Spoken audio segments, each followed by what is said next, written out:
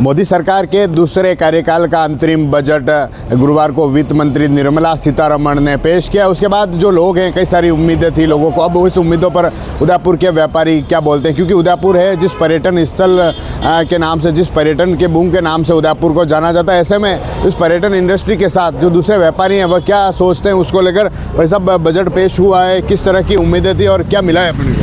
Budget बहुत अच्छा पेश हुआ है, ऐतिहासिक बजट है। पिछली कई सरकारों ने, कांग्रेस की सरकारों ने बजट रखती, लोगों को लालच देती और लोगों को बेवकूफ़ बनाती। और मोदी जी के सरकार में जो भी बजट आ रहे हैं, लोगों को लाभ के लिए बजट है कि देश आगे बढ़े, विकसित भारत बने। और उन्होंने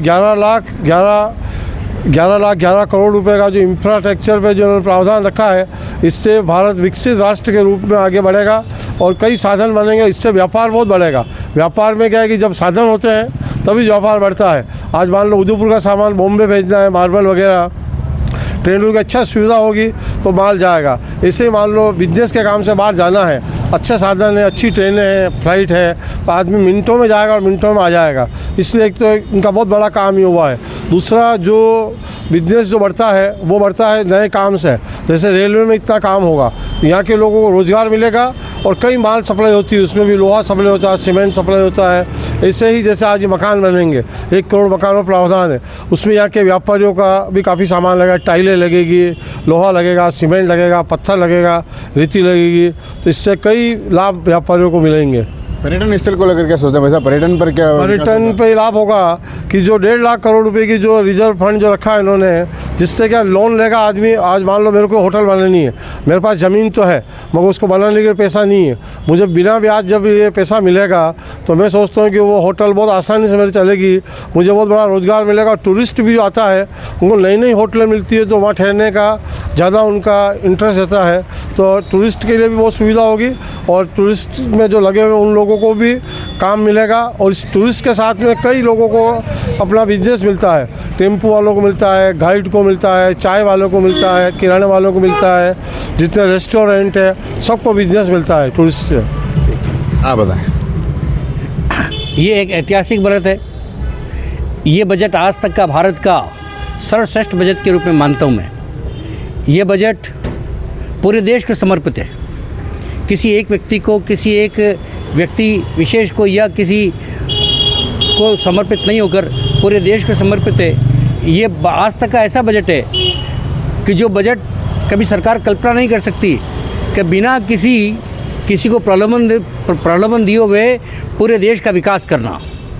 यहाँ पर जो सबसे बड़ी बात आती है इनकम टैक्स राहत की, और जो भारतीय जनता पार्टी के हमेशा मैनिफेस्टो में 5 लाख तक का आयकर मुक्त की बात हुआ करती थी, इस समय वर्तमान में जो आयकर मुक्त है वो राशि 7 लाख रुपए की ऑलरेडी है।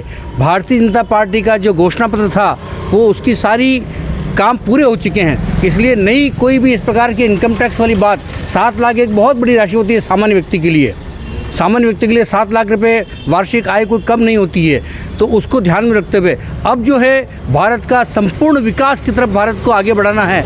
और अभी सोलर का जो उपयोग, अब जो नया जो है किस प्रकार से हम इस सूर्य का उपयोग कर सकें, उसका ढांचागत विकास कर सकें, और हमारी जो नई हाउस की स्कीम जो सरकार लाने वाली है उसके माध्यम से किस प्रकार से उद्योगों को, व्यापार को जो बूस्टअप मिलेगा वो अद्वितीय होगा। और साथ में यहाँ पर जो आने वाले समय में एयरपोर्ट्स, नए रेलवे और 40,000 रेलवे के नए डिब्बे, आप देखिए पुराने डिब्बे हैं, लोग सफ़र करते हैं उसके अंदर। अब पूरे सामान्य व्यक्ति को एक अच्छे डिब्बे के अंदर सफ़र करने का मौका मिलेगा। और ये सारा काम करके दिखाया है, खाली कोरी कल्पनाएं नहीं है, ये सारा काम करके दिखाया है। और आने वाले बजट में जो सारी बात कही है ये खाली अंतरिम बजट है। हमें पूरा विश्वास है कि भारतीय जनता पार्टी एनडीए की सरकार पुनः लौटेगी और पुनः अपना संपूर्ण बजट आने वाले मिडिल क्लास वर्ग को ऐसा कुछ नहीं मिला है। मिडिल क्लास में मैंने आपसे निवेदन किया है, मिडिल क्लास में सबसे ज़्यादा जो बात होती है वो होती है कि व्यक्ति का जो आइटम है वो सस्ते हो, टैक्स के अंदर वो सस्ते हो, सामान्यतः सोचते हैं। तो टैक्स के अंदर मैंने पहले से निवेदन कर दिया, इनकम टैक्स बहुत अच्छी स्थिति में आज है। सामान्य व्यक्ति के लिए 7 लाख की आय एक कोई बहुत अच्छी आय होती है, कि हैंडसम आय है।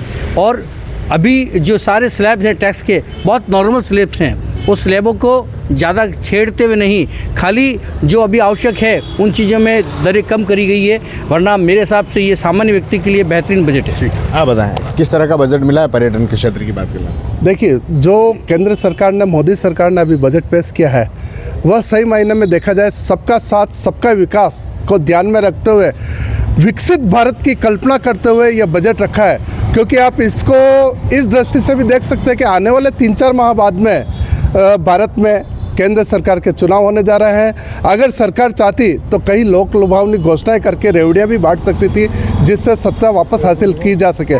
लेकिन सरकार ने दूरदृष्टि रखते हुए देश कैसे विकास की ओर गतिशील हो उसको ध्यान में रखकर, मुख्य रूप से जो ध्यान में रखा है, युवा वर्ग को ध्यान में रखा, महिलाओं को ध्यान में रखा, गरीबी को ध्यान में रखते हुए यह बजट पेश किया है, जिसमें युवा वर्ग के लिए भी कई घोषणाएं की गई है। युवा वर्ग देश में कैसे प्रगति की ओर आगे बढ़े, कैसे शिक्षा के स्तर में उनका सुधार हो, उसको ध्यान में रखते हुए युवा वर्ग के लिए शिक्षा में ब्याज मुक्त जो ऋण देना है उसकी उन्होंने केंद्र सरकार ने घोषणा की है। साथ ही युवा वर्ग किस प्रकार व्यापार जगत में आगे बढ़ सके उसको ध्यान में रखते हुए जो रिसर्च करते हैं युवा, उस रिसर्च के लिए जो 50 साल तक के लिए जो ऋण दिया जाएगा उसको ब्याज मुक्त रखा जाएगा, इसकी मुख्य रूप से घोषणा की है। अगर युवा वर्ग शिक्षा में आगे बढ़ता है, व्यापार में आगे बढ़ता है, तो निस्संदेह भारत विकास की ओर गतिशील होगा।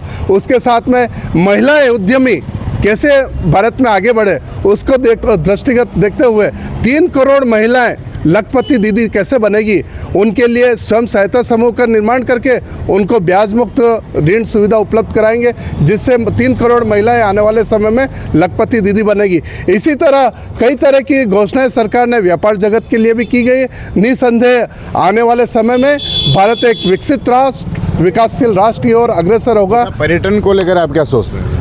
पर्यटन की दृष्टि से जो घोषणाएं की गई हैं उसमें एक महत्वपूर्ण घोषणा है कॉरिडोर के माध्यम से।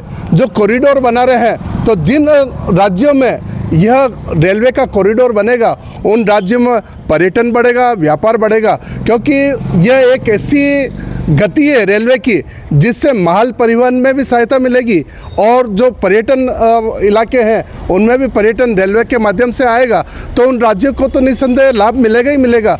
साथ ही परिवहन के माध्यम से व्यापार जगत में जो वस्तुएं आएगी उनमें जो फ्रेट लगता है, भाड़ा लगता है, वह सस्ता पड़ेगा। रेलवे का जो परिवहन होता है वह सस्ता होता है। अगर भाड़ा सस्ता पड़ेगा तो जो भी वस्तुएं जैसे सीमेंट, रेती, गिट्टी या लोहा, सरिया जो भी उसमें परिवहन करके आ रहा है तो वह सस्ता होगा।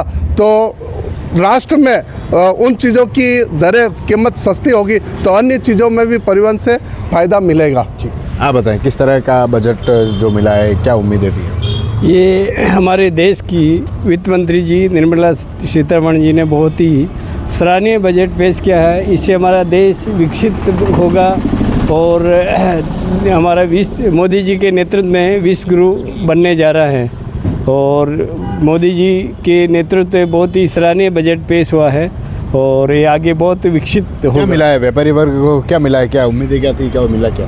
व्यापारियों के अपनी ज़रूरत से ज़्यादा सराहनीय बजट मिला है। सभी को इसमें विकास की गति मिलेगी व्यापारियों को। आप बताएं क्या मिला है पर्यटन के क्षेत्र हो या फिर व्यापार वर्ग? मतलब आज के समय में सबसे बड़ी समस्या होती है पूंजी की, तो सरकार ने पूंजी को बिना ब्याज के मुक्त कर दिया है। तो जो व्यापारी चल रहे हैं वो भी अपने व्यापार को बढ़ा सकते हैं और जो नई युवा पीढ़ी है वो भी लोन लेके जो ब्याज नहीं लगेगा, मतलब किसी ने 1 करोड़ का लोन लिया और 1 लाख ब्याज लगता है मोटा मोटी, और वो बच जाता है तो 12 लाख में बहुत बड़ी रकम होती है और वो आने वाले 10 साल में बहुत अच्छी ग्रोथ कर सकता है। फिर जो टूरिज्म का जो अपना उदयपुर का मेन बिजनेस है टूरिज्म और होटल लाइन, तो उसमें क्या है जो रेलवे का जैसे डेवलपमेंट होगा तो टूरिस्ट आएगा और नए होटल्स में ठहरेगा, टेम्पो वालों को, रेस्टोरेंट वालों को, भोजनालय वालों को, सबको रोजगार मिलेगा और जो इंफ्रास्ट्रक्चर मजबूत होगा तो जो इंडस्ट्री लाइन है उनको भी जो ट्रेड कर रहे हैं, ट्रेड व्यापार में, उनको भी सबको लाभ मिलेगा मोटा मोटी। तो देश एक मजबूत स्थिति में आ जाएगा। तो मोदी साहब का जो विजन है हम सबको उसमें सहयोग करके सरकार को वापस लाना होगा। और मेन बात है जो सीमेंट इंडस्ट्रीज है उसमें क्या सर 28% टैक्स है, वो बहुत मोटा टैक्स है, तो उसको सरकार को थोड़ा सा स्लैब कम करना चाहिए। इनकम टैक्स में अच्छी छूट कर दी है, उसमें कोई दिक्कत नहीं है, लेकिन जो GST है उसमें थोड़ा छूट बढ़ाना चाहिए। जी बताएं आप क्या करें? मैं निवेदन कर दूं कि जो टैक्स में जो कम होता है वो आजकल देश के अंदर, हमारे देश के अंदर एक देश एक टैक्स एक कर जो है वो लागू है। यहाँ अपने देश में जीएसटी लागू है, पूरे देश के लिए एक समान लागू होता है। तो जीएसटी लागू होने के बाद कभी भी बजट के अंदर टैक्स का कम करने का या बढ़ाने का नहीं होता, क्योंकि टैक्स किस आइटम पे कितना टैक्स लगेगा इसके लिए अलग से हमारे पास टीवी जो जीएसटी काउंसिल है, जो जीएसटी काउंसिल है वो उसके अंदर मीटिंग करती है। हर 3 महीने में उसकी मीटिंग होती है, जब भी वो कॉल करते हैं मीटिंग होती है। वही अब वर्तमान समय में हमारे देश की जो व्यवस्था है, जो आइटम्स के ऊपर जो कर है वो कम या करना ज़्यादा करना, क्योंकि मैक्सिमम चीज़ें हैं वो उससे गवर्न हैं। खाली पेट्रोलियम को छोड़ दो, आबकारी को छोड़ दो, रजिस्ट्रेशन को छोड़ दो, कुछ चीज़ों को छोड़कर यहाँ पर सारी चीज़ें जो वस्तुओं का क्रय विक्रय जो होता है वो जीएसटी के अंदर आज की तरह के गवर्न करती है। तो वो कर करना कम करना नहीं करना वो जीएसटी काउंसिल है। जीएसटी काउंसिल के अंदर सभी स्टेट्स के मिनिस्टर शामिल होते हैं, मुख्यमंत्री शामिल होते हैं, वही इसका अंदर फैसला लेते हैं। अब केंद्र सरकार के ऊपर सीधी ऐसा टैक्स के अंदर वस्तुओं के अंदर कम ज़्यादा करने का नहीं है। हाँ, जो इम्पोर्ट ड्यूटी वगैरह है वो अभी कम जरूर हुई है, उसके अंदर उन कम करा है। देखिए, जो व्यापारी वर्ग हैं कई सारी उम्मीदें थी और कहना है कि अच्छी सारी जो उम्मीदें थी वह पूरी भी हुई है, जिस तरह से टैक्स की बात हो या फिर जो पर्यटन क्षेत्र हो या फिर जो दूसरा जो बजट मिला है इंफ्रास्ट्रक्चर को लेकर हो। ऐसे में कई सारी उम्मीदें थी और वाकई में पूरी हुई है। कई पर्यटन क्षेत्र भी इनका कहना है इससे बढ़ेगा। TV9 के लिए राजेश डांगी।